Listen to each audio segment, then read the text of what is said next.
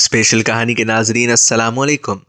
Special کہانی لایا گیا آپ کے لیے ایک اور اسپیشل کہانی، تو آئیے سنتے ہیں۔ ایک بادشاہ نے اپنے وزیر سے پوچھا، یہ میرے نوکر مجھ سے زیادہ کیسے خوشباش پھرتے ہیں جبکہ ان کے پاس کچھ نہیں اور میرے پاس کسی چیز کی کمی نہیں؟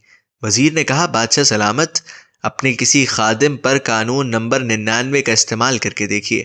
بادشاہ نے پوچھا، اچھا یہ قانون نمبر 99 کیا ہوتا ہے؟ وزیر نے کہا، بادشاہ سلامت، ایک سراہی میں 99 درہم ڈال کر سراہی پر لکھیے، اس میں تمہارے لیے 100 درہم ہدیہ ہے۔ رات کو کسی خادم کے گھر کے دروازے کے سامنے رکھ دروازہ کھٹکھٹا کر ادھر چھپ جائیں اور تماشا دیکھ لیجئے۔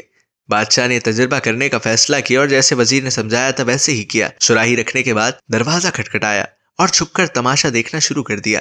دستک سن کر اندر سے خادم نکلا، سراہی اٹھائی اور گھر چلا گیا۔ درہم گنے تو 99 نکلے جبکہ سراہی پر لکھا 100 درہم تھا۔ خادم نے سوچا یقیناً ایک درہم کہیں باہر گرا ہوگا۔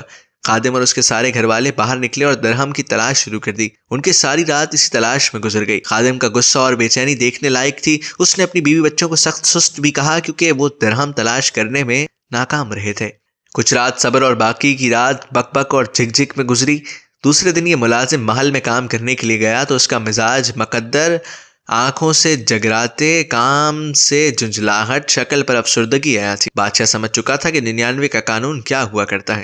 لوگ ان 99 نعمتوں کو بھول جاتے ہیں جو اللہ تبارک و تعالیٰ نے انہیں عطا فرمائی ہوتی ہیں، اور ساری زندگی اس میں ایک نعمت کے حصول میں سرگردہ رہ کر گزار دیتے ہیں جو انہیں نہیں ملی ہوتی، اور وہ ایک نعمت بھی اللہ کی کسی حکمت کی وجہ سے رکی ہوئی ہوتی ہے جسے عطا کر دینا اللہ کے لیے بڑا کام نہیں ہوا کرتا۔ لوگ اپنی اسی ایک مفقود نعمت کے لیے سرگردہ رہ کر اپنے پاس موجود 99 نعمتوں کی لذتوں سے محروم مزاجوں کو مقدر کر کے جیتے ہیں۔ حاصل ہو جانے والے 99 نعمتوں میں اللہ تبارک و تعالیٰ کا احسان مانیے اور ان سے مستفید ہو کر شکر گزار بندے بن کر رہیے۔